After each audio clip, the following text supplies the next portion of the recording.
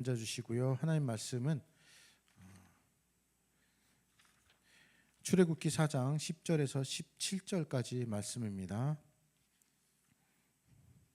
4장 10절에서 17절이고요. 같이 10절부터 13절까지만 같이 읽도록 하겠습니다. 10절에서 13절까지 같이 읽도록 하겠습니다. 출애굽기 4장 10절에서 13절까지 같이 읽겠습니다. 시작. 모세가 여호와께 아뢰되 오 주여 나는 본래 말을 잘하지 못하는 자니이다. 주께서 주의 종에게 명령하신 후에도 역시 그러하니 나는 입이 뻣뻣하고 혀가 둔한 자니이다. 여호와께서 그에게 이르시되 누가 사람의 입을 지었느냐 누가 말 못하는 자나 말 듣는 자나 눈 밝은 자나 맹인이 되게 하였느냐 나 여호와가 아니냐. 이제 가라 내가 내 입과 함께 있어야 할 말을 가르치리라. 모세가 이르되 오 주여 보낼 만한 자를 보내소서. 아멘. 계속해서 착각 시리즈를 설교하고 있습니다. 시리즈 중에 정체성이라는 제목으로 2번 설교를 했고요. 그리고 이제부터 좀 핑계라는 주제로 첫 설교를 합니다. 앞으로 2번 정도 더 같은 주제로 설교할 계획입니다. 설교 제목으로는 사실 어울리지 않은 말입니다. 핑계 그러면은 좀 부정적인 단어거든요. 그래서 설교 제목으로는 부정적인 단어 잘 쓰지 않습니다. 그런데 좀 직관적으로 제목을 정했어요. 핑계라고 하면은 저는 이 가사가 떠올립니다. 우리 아이들은 이걸 모르겠지만 김건모 씨의 핑계라는 노래가 있습니다. 그 가사의 첫 소절이 이렇습니다. 지금도 이해할 수 없는 그 얘기로 넌 핑계를 대고 있어. 이해할 수 없는 말이 핑계입니다. 그래서 대부분의 사람들이 핑계를 좋아하지 않습니다. 누구든지 핑계라는 단어를 좋아하지 않고 핑계를 들을 때 기분이 상할 때도 있죠. 하지만 실생활에서 보면은 듣는 것보다는 내가 하는 경우가 많습니다. 핑계의 의미를 사전적인 의미를 찾아보면은 내키지 아니하는 사태를 피하거나 사실을 감추려고 방패막이가 되는 다른 일을 내세우는 것이 핑계라고 합니다. 또는 잘못한 일에 대하여 이리저리 돌려서 말하는데 뒤에 있는 개념이 참 재밌어요. 구차한 변명이다. 이렇게 나옵니다. 그러니까 이 두 가지를 합하면은 방패막이가 되는 다른 일을 내세우거나 돌려 말하는 구차한 변명이 핑계입니다. 굉장히 부정적인 뜻이죠. 가끔 뻔히 보이는 상대방의 핑계를 눈 감아 줄 때도 있긴 합니다. 그 핑계를 댈 정도로 상대방의 입장이 이해가 될 때가 있고요. 또는 이번에 한번 봐주고 다음에 나도 봐줘. 이런 뜻으로 핑계를 봐주기도 합니다. 하지만 그렇게 봐줄 때는 이 핑계대는 그 상황이 그렇게 크지 않은 거예요. 쉽게 넘어갈 만한 상황입니다. 하지만 대부분의 핑계는 사람을 분노하게 만듭니다. 특히 상대방이 듣는 사람이 뻔히 아는데도 상황을 아는데도 하는 핑계는 그 사람을 분노케 해요. 여러분들 부모와 자녀의 관계를 생각해 보면 알 겁니다. 자녀는 열심히 꾸미려고 하지만 그 핑계가 거짓말이란 것을 알 때가 있어요. 그럼 부모로서 분노하죠. 한 대 맞을 것 2대 맞습니다. 핑계란 게 그렇습니다. 그런데 문제는 그 좋지 않은 핑계를 하나님께 할 때도 있다는 겁니다. 왜 이런 핑계를 댈까요? 어쩌다 보니 상황이 생각에서 벗어났고 원래 길에서 벗어났고 또는 지금 상황을 급하게 모면하기 위해서 할 때가 있습니다. 혹 내가 잘못한 것이 분명함에도 잘못을 인정하기 싫을 때도 합니다.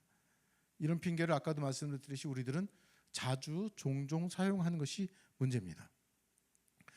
사람에게 또는 어떤 일에 대하여서 그리고 중요한 하나님에 대하여서 우리는 핑계를 능숙하게 사용하는데 그 핑계를 낼 때는 우리 스스로 합리화하기도 합니다. 가장 흔하게 쓰는 말이 어쩔 수 없다라는 말이에요. 어쩔 수 없었어 라는 거예요.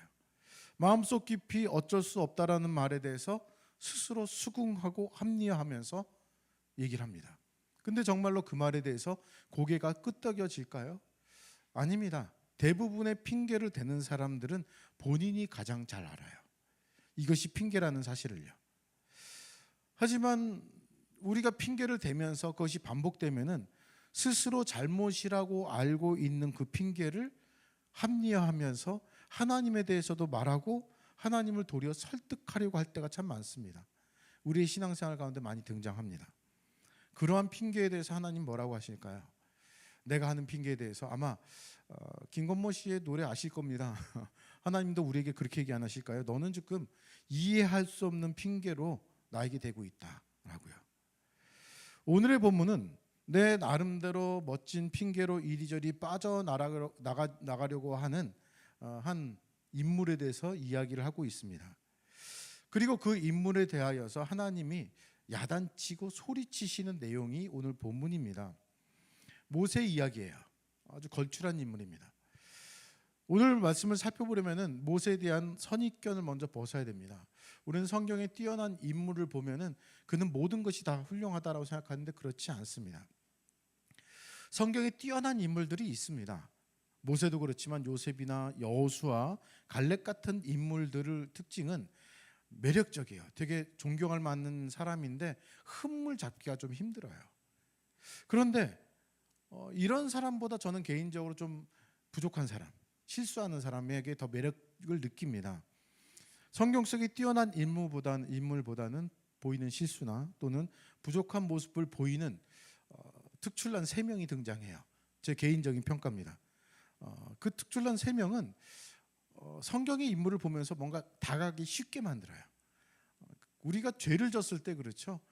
죄를 짓고 나서 조금 편안할 때는 나보다 더 큰 죄를 진 사람을 볼 때예요. 그래서 이런 인물들을 좀 매력적으로 전 좀 느끼는데 첫 번째로 얘기할 수 있는 사람은 요나입니다. 요나, 하나님께서 니느웨라고 가라고 했는데 싫습니다 하고 다시 쓰러 가려고 요바로 내려갑니다. 뭐 사건들은 다 얘기할 필요가 없고 회개하고 돌아서서 하나님의 명대로 니느웨로 가서 외칩니다. 선포합니다.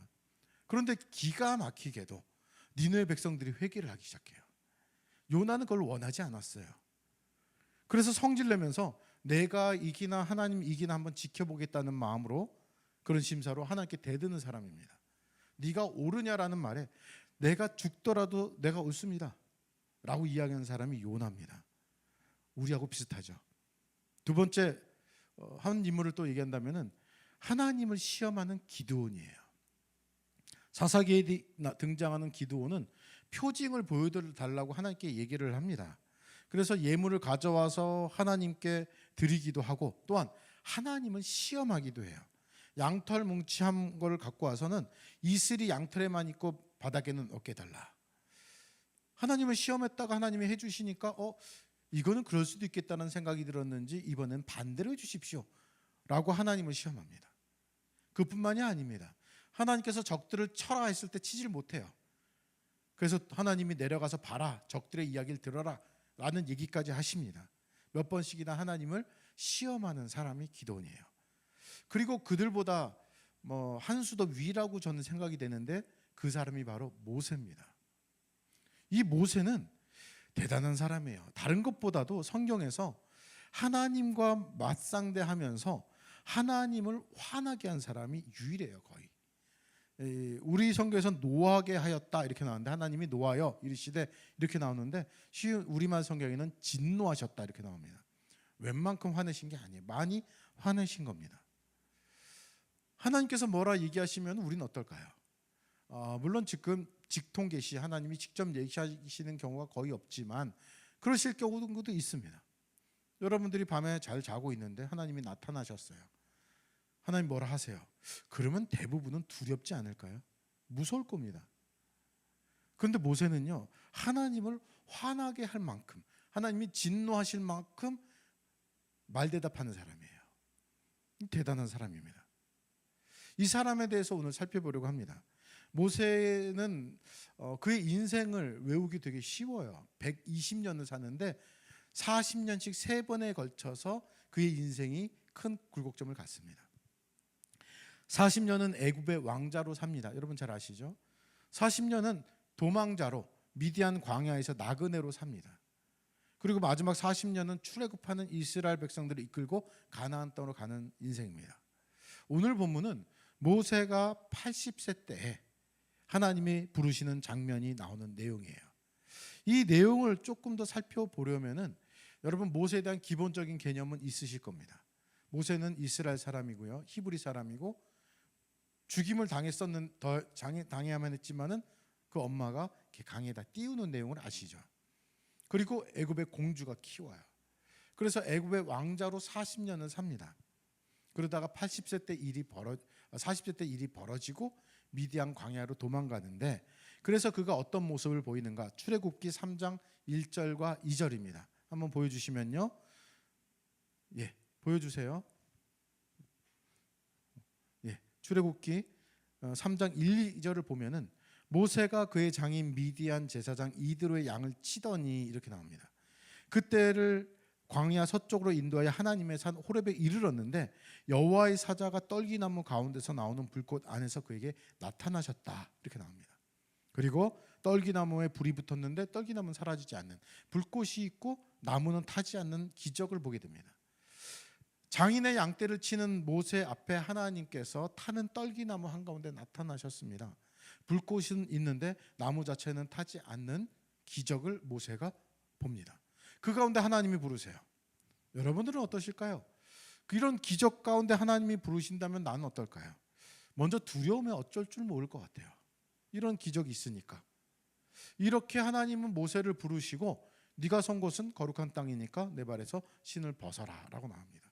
신을 벗는 것은 거룩한 것 얘기 말씀 나왔지만은 또한 종된 의미를 뜻하기도 합니다. 신을 벗는 자들은 종이에요. 아무튼 그렇게 이야기가 진행되면서 내 조상의 하나님 아브라함, 이삭, 야곱의 하나님이다라 말씀하시면서 본격적으로 명령하십니다. 애굽에 있는 나의 백성들이 고통 가운데 있어서 애굽인의 손에서 그들 인도해서 적과 꿀이 흐르는 땅 가나안으로 인도할 것이다. 이스라엘 사람들이 애굽 사람에게 학대당한 것을 보았다. 그러니까 이제 네가 가서 애굽에 있는 바로에게 가서 이 백성들 이끌고 내가 나가겠다라고 얘기를 해라. 이 말씀이 출애굽기 3장 4절부터 10절까지의 말씀이에요. 그 명을 들은 모세 어떨까요? 아무리 신앙생활을 잘 못해도 하나님이 나타나셔서 얘기하시면은 먼저는 이해할 것 같은데 11절입니다. 모세의 대답이 11절에 나오는데 이렇게 얘기합니다. 모세가 하나님께 아뢰되 내가 누구이기에 바로에게 가며 이스라엘 자손을 애굽에서 인도하여 내리까? 라고 얘기를 해요. 좀 겸손해 보이기도 하죠. 내가 누군데 하나님 가겠습니까? 이렇게 얘기하는 것으로 볼 수도 있습니다. 저 같은 사람이 어떻게 이스라엘 백성을 애굽에서 인도해 냅니까? 저는 아닙니다. 저는 능력이 되지 못합니다. 연말에 이제 봉사자들을 뽑을 때 이렇게 얘기하는 사람이 참 많아요. 저는 능력이 되지 않아요. 내가 누군데 어떻게 하겠습니까? 겸손의 의미로 해석하기도 합니다. 많은 부분에 있어서. 하지만 앞으로 일어날 일들을 살펴보면은, 벌어진 내용을 살펴보면은 겸손의 의미로 이렇게 얘기하는 것으로 보기 어렵습니다. 한마디로 이건 먼저 거절입니다. 모세의 이 대답은 사실 이전의 상황을 떠올리게 해요. 이전의 상황, 출애굽기 2장 14절인데요. 이렇게 나옵니다. 그가 이르되 누가 너를 우리를 다스리는 자와 재판관으로 삼았느냐? 내가 애굽 사람을 죽인 것처럼 나도 죽이려느냐? 모세가 두려워하여 이르되 일이 탈로 되었도다. 이렇게 나옵니다. 모세가 자기 동족, 즉 이스라엘 사람들이 애굽인에게 맞는 것을 보고 그 애굽인을 죽여요. 40세 때 이야기입니다. 그리고 다음날 자기 동족들한테 또 나가서 보는데 동족끼리 싸워요. 이스라엘 사람끼리 싸웁니다. 그래서 한마디 합니다. 한마디 했더니 그들의 대답이 지금 읽은 14절이에요. 야, 네가 우리를 다스리는 자냐? 재판관이냐? 누가 널 그렇게 삼지도 않았는데 왜 상관하냐? 네가 애굽 사람 죽인 것처럼 우리도 죽이려고 그래? 들통난 걸 알게 되죠. 그런데 여기서 이 말을 들어보면요, 누가 너로 우리를 다스리는 자와 재판관으로 삼았느냐? 이걸 좀 쉬운 말로 해볼까요? 네가 뭔데? 이거예요. 네가 뭔데? 여기 있는 성경 구절 말씀을 해볼까요? 네가 누구이기에, 말을 좀 어렵게 해서 옛날 말로 네가 누구이기에 이런 거예요. 모세가 왕자로 살다가 애굽인으로 살다가 노예로 있는 이스라엘 사람들이 내 동족이다라는 것을 알고 이 과정은 되게 복잡합니다. 이건 되게 은혜로운 과정이기도 하지만 아무튼간 내 동족인 노예가 있는데 그들을 보면서 안타까워서 나왔습니다. 힘써 도왔습니다. 힘써 돕고 나서 들은 이야기가 뭐예요? 네가 누군데? 네가 뭔데예요? 모세가 무슨 생각으로 하나님 명령을 들었을 때 내가 누구이기를 말했는지 성경에 나오지는 않습니다. 추측해 볼 수 있습니다. 이전에 들었던 그 말이 아마 요즘 말로 하면 트라우마였을 거예요. 자기는 왕자의 신분을 버릴 만큼 큰 결심과 결단을 하고 도와줬는데 들었던 거는 네가 뭔데 나서서 난리야 이거였거든요. 하나님께 얘기를 합니다. 내가 누구인데 갑니까? 거절하는 거죠. 그랬더니 하나님께서 12절로 답변해 주세요. 하나님이 이르시되 내가 반드시 너와 함께 있으리라. 내가 그 백성을 애굽에서 인도하여 낸 후에 너희가 이 산에서 하나님을 섬기리니 이것이 내가 너를 보낸 증거니라. 여기서 우리들은 그냥 쉽게 넘어가지만은 중요한 말이 나오죠. 함께 해주신다라는 이 말씀은 성경에서 보면 굉장히 큰 위로고 힘입니다. 하나님께서 함께 하신다라고 얘기를 해요. 이렇게 큰 위로를 받았는데 모세는 또 물어요. 여러분들 하나님의 이름, 여러분들 여기서 등장합니다. 나를 보내신 이의 이름이 무엇이라고 할까요? 라고 하나님께 물으니까 하나님께서 나는 스스로 있는 자니라 라고 말하는 내용에서 나와요. 아주 친절하게 계속 설명해 주세요. 그리고 3장 15절에서 22절을 보면은 하시고자 하는 계획과 과정 설명을 해 주십니다. 그리고 그에 대한 답변이 4장 1절이에요. 자, 1절 읽어드리면은 모세가 대답하여 이르되 그러나 그들이 나를 믿지 아니하며 내 말을 듣지 아니하고 이르기를 여호와께서 내게 나타나지 아니하셨다 하리이다. 내가 이스라엘 백성들한테 이야기를 해도 그들이 믿지 않을 겁니다. 믿지 않고 너 거짓말하는 거야. 왜 하나님이 너한테 나타나셔? 아닐 거야 라고 얘기할 거라는 거예요. 이 말을 했더니 하나님이 야, 좀 말 좀 들어라가 아니에요. 지팡이를 가지고 뱀을 만드세요. 여러분 그 내용 아시죠? 지팡이 던졌더니 뱀이 되고요. 모세가 손을 옷 속에 넣었다가 뺐더니 나병인 환자가 됩니다. 그리고 또 넣었다 빼니까 또 정상으로 만들어 주세요. 그리고 나일강 물 피로 변하는 기적도 설명해 주십니다. 기적까지 보여주시죠. 그런데 모세의 대답은 뭘까요? 이 하나님이 친절하게 하나하나 설명해주고 기적까지 보여주시는데 그의 반응이 바로 오늘 본문인 4장 10절입니다. 10절 한번 볼까요? 모세가 여호와께 이르되 오 주여 나는 본래 말을 잘하지 못하는 자니이다. 주께서 주의 종에게 명령하신 후에도 역시 그러하니 나는 입이 뻣뻣하고 혀가 둔한 자니이다. 자기는 말을 잘 못하는 사람이래요. 하나님이 명령한다 해도 이거는 굉장히 중요한 말입니다. 하나님이 나에게 명령해도 입이 뻣뻣하고 혀가 둔한 자라 할 수 없다라고 얘기를 해요. 이게 굉장히 하나님을 모욕하는 말입니다.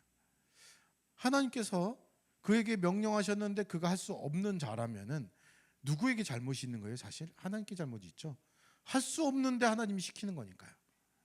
이건 무리한 겁니다. 갑자기 여러분이 저에게 내일까지 날씬하게 몸을 만드십시오. 한 몸무게 한 40kg, 50kg 빼십시오.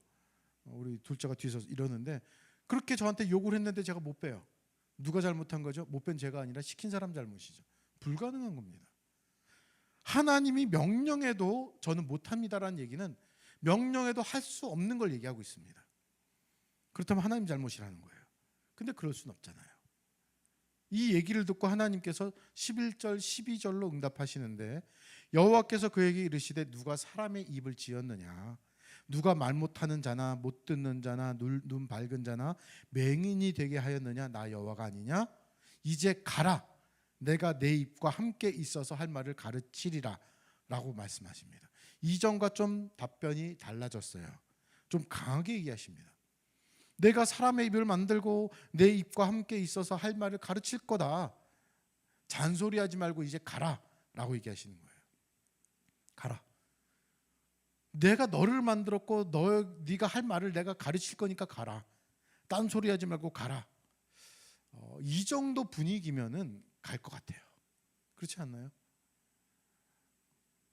여러분들 뭐 자녀 키울 때 그런 거 있잖아요. 이 정도 분위기면은 얘하고 갈 때쯤인데 거기서 또 한 소리 하면은 더 혼나죠. 눈치껏 좀 행동해야죠. 그런데 모세는 정말 대단해요. 어떤 면에서는 존경스러울 정도입니다. 13절입니다. 이 말은 정말 여러분들 기억하십시오.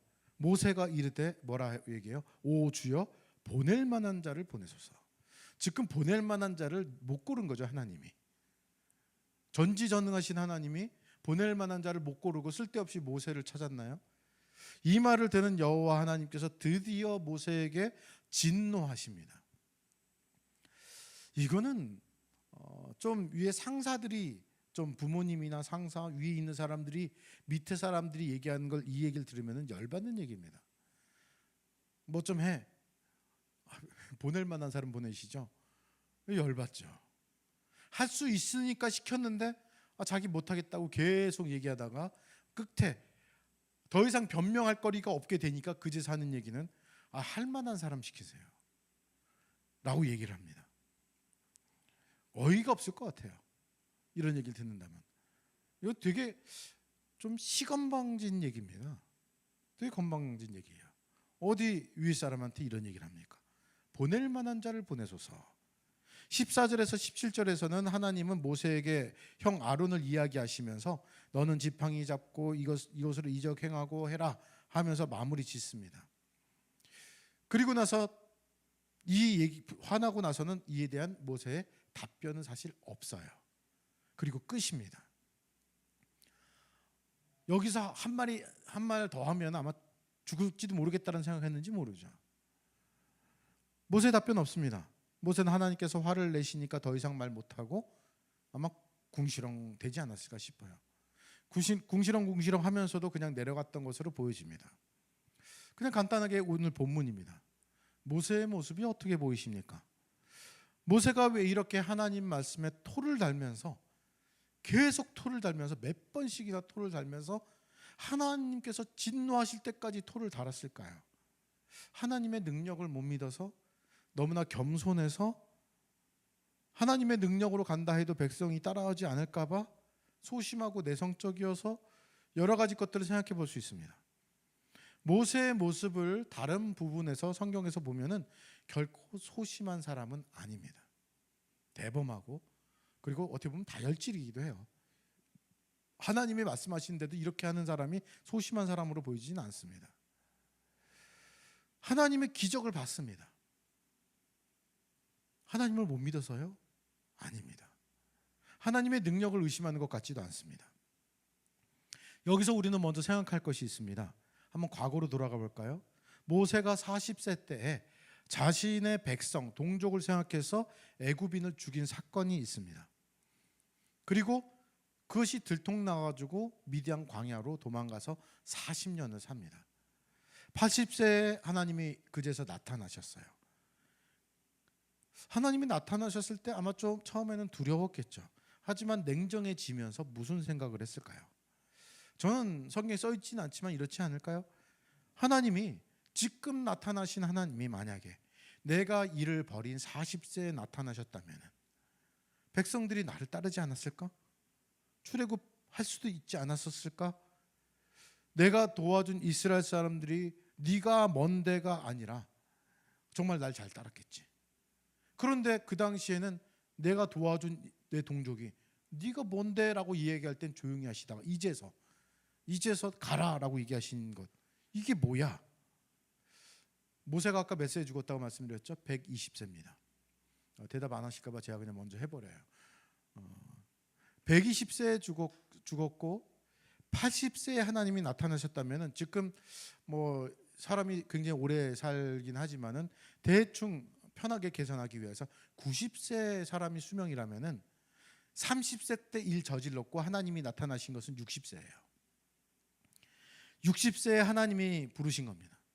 30세 혈기왕성한 때 뭔가 하려고 모세가 나타났겠죠. 왕자임에도 불구하고 노예 편을 든 것은 대단한 겁니다. 그런데 그때 나타났을 때 아무 반응이 없어요. 하나님이 아무 반응 없으시다가 60세에 부르세요.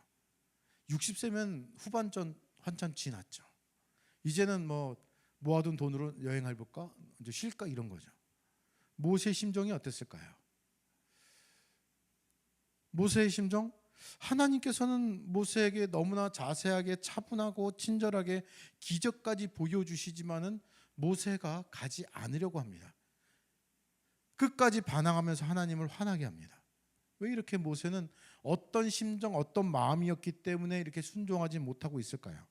하나님의 능력은 이미 알았고 눈앞에서 기적도 봤습니다. 왜 거절할까요? 무엇 때문일까요? 이걸 생각해 봐야 합니다. 사실 성경 속에서는 이 부분을 자세하게 나오진 않습니다. 짐작해 볼 수는 있습니다. 왜 이렇게 하나님의 말씀에 순종하지 못할까?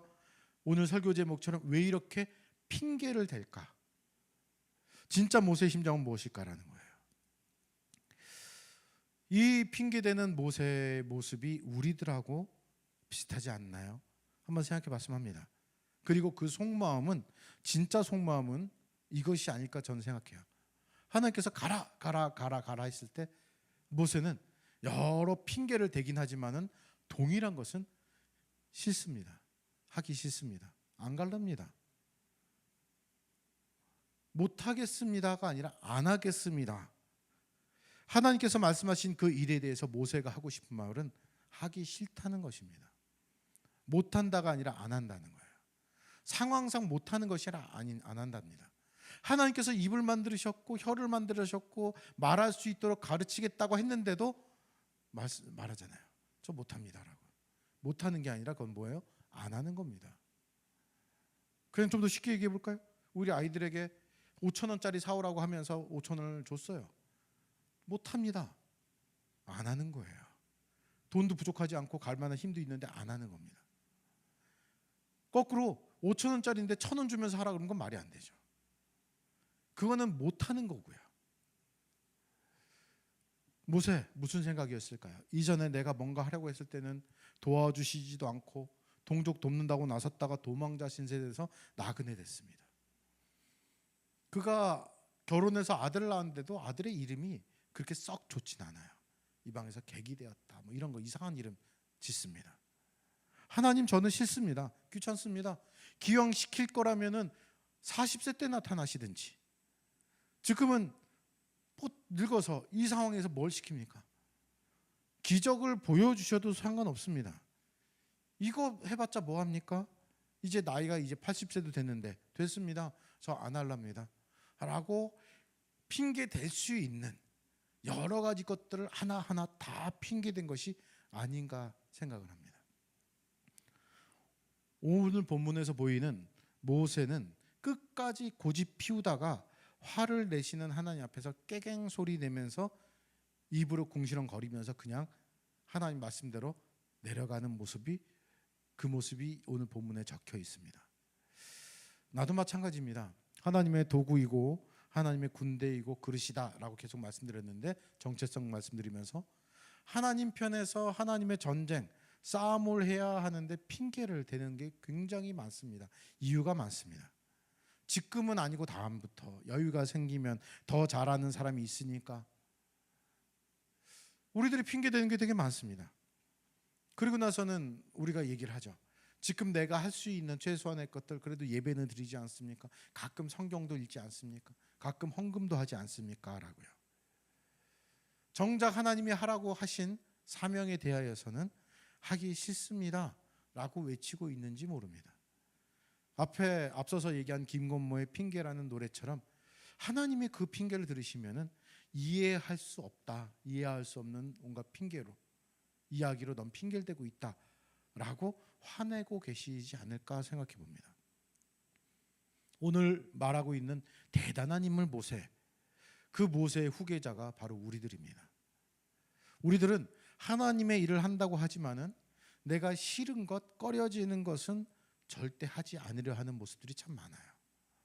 그래서 저는 말도 되지 않은 말들을 합해가지고 가끔 얘기할 때가 있습니다.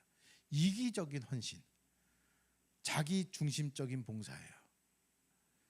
헌신과 봉사는 이기적이거나 자기 중심적이 돼서는 안 되는데 하고 싶은 것만 내 기준에서 한다는 뜻입니다. 말도 되지 않는 핑계를 대는 겁니다.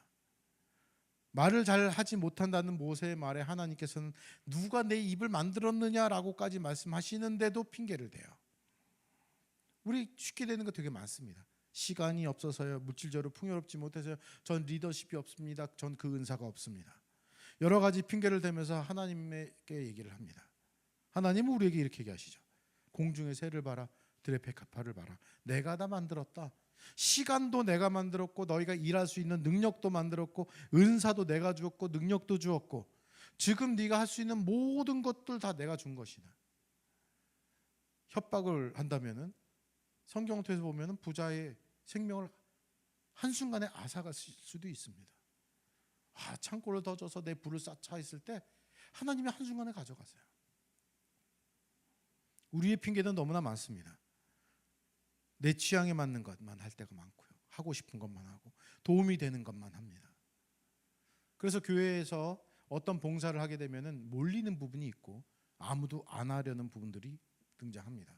기준이 나이기 때문에 그래요.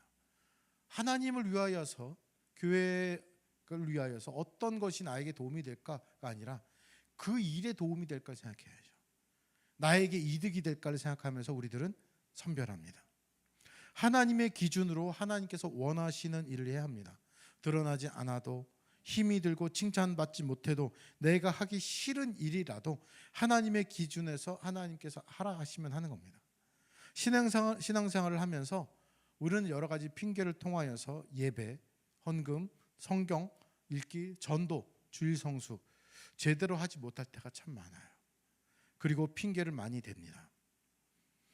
정작 그 속을 깊숙이 살펴보면은 사실 못하는 것이 아니라 안 하는 겁니다. 솔직히 내 모습을 보면 그렇습니다. 못하는 것이 아니라 하기 싫어서 안 하는 것이라는 것을 내 스스로 가장 잘합니다.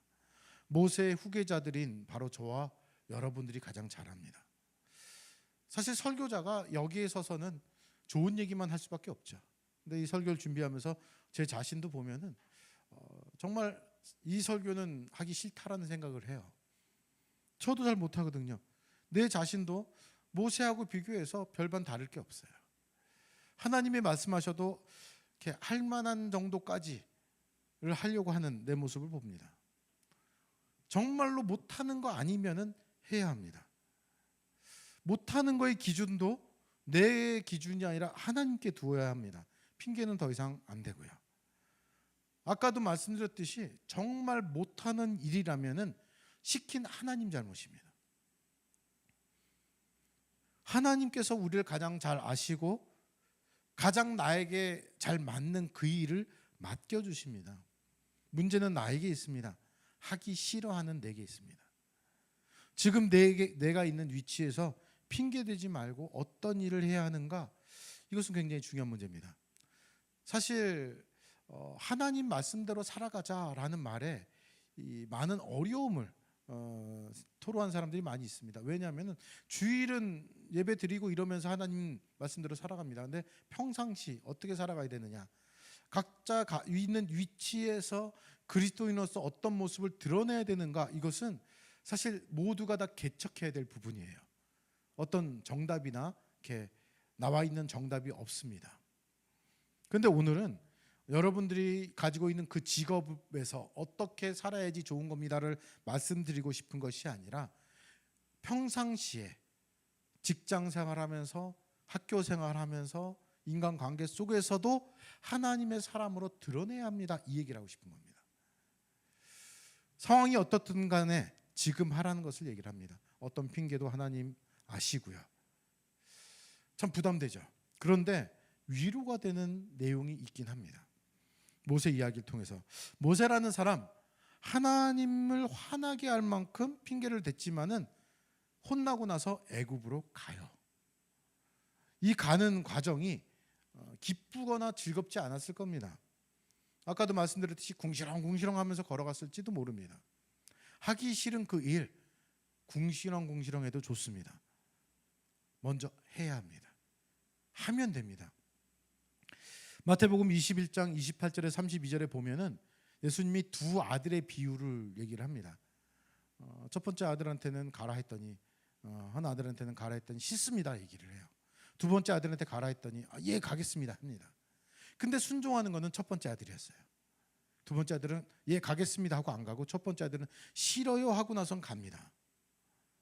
누가 잘한 거예요? 그래도 첫째죠. 갔으니까요.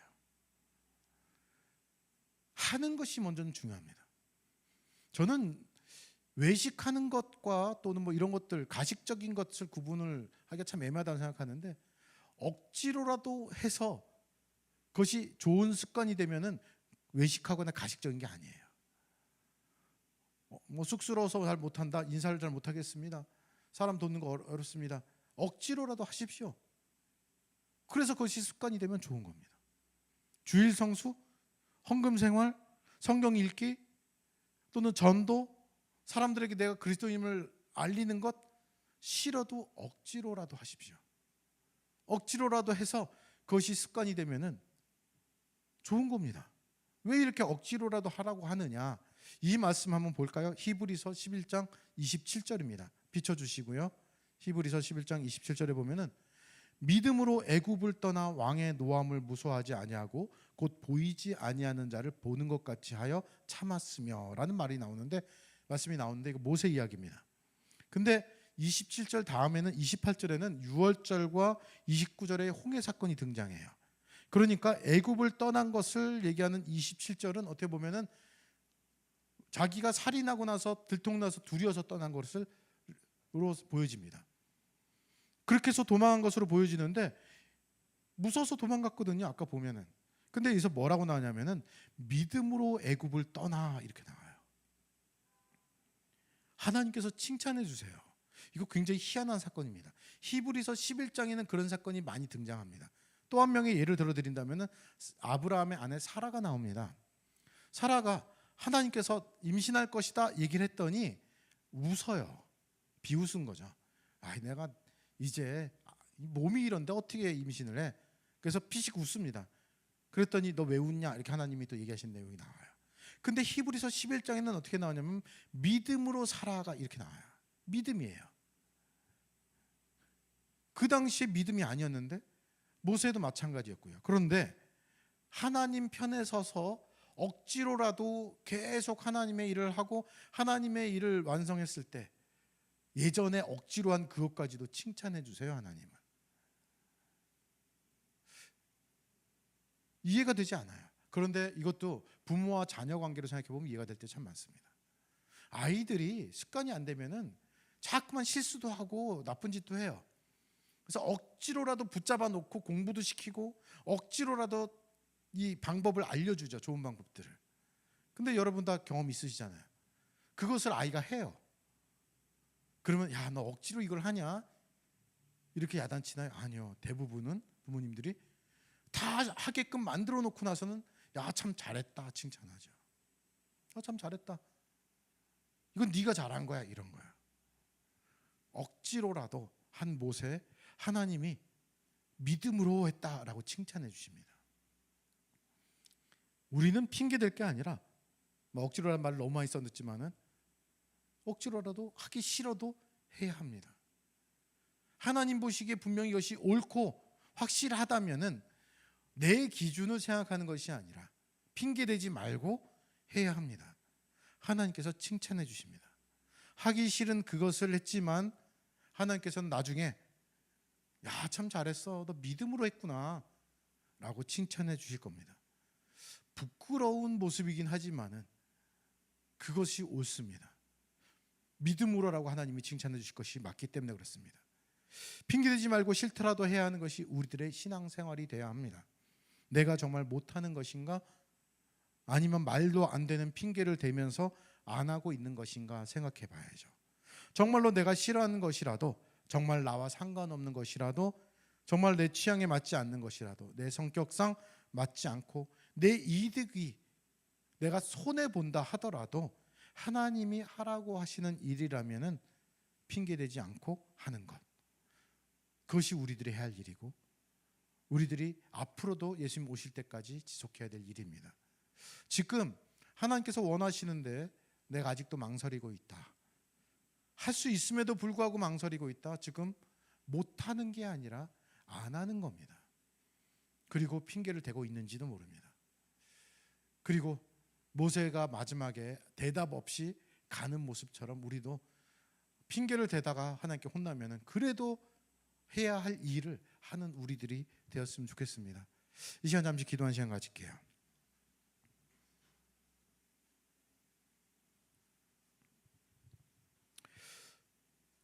우리들은 이해할 수 없는 얘기로 하나님께 핑계를 지금 대고 있진 않습니까?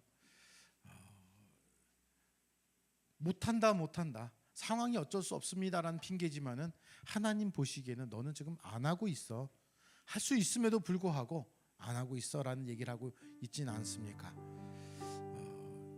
내가 해야 할 것들, 내가 있는 영역에서 어떤 일을 해야 할지 구체적인 것들은 다음에 한번 세워보고요. 지금 내가 하나님의 뜻대로 살겠습니다. 그곳에서 하나님의 자녀임을 드러내겠습니다. 핑계대지 말고 못합니다가 아니라 하겠습니다. 안 합니다. 안 하겠습니다. 이런 핑계들 이제는 되지 않았으면 좋겠습니다. 이 시간 말씀 생각하시면서 나 자신을 놓고 잠시 기도한 시간 갖겠습니다. 기도하겠습니다.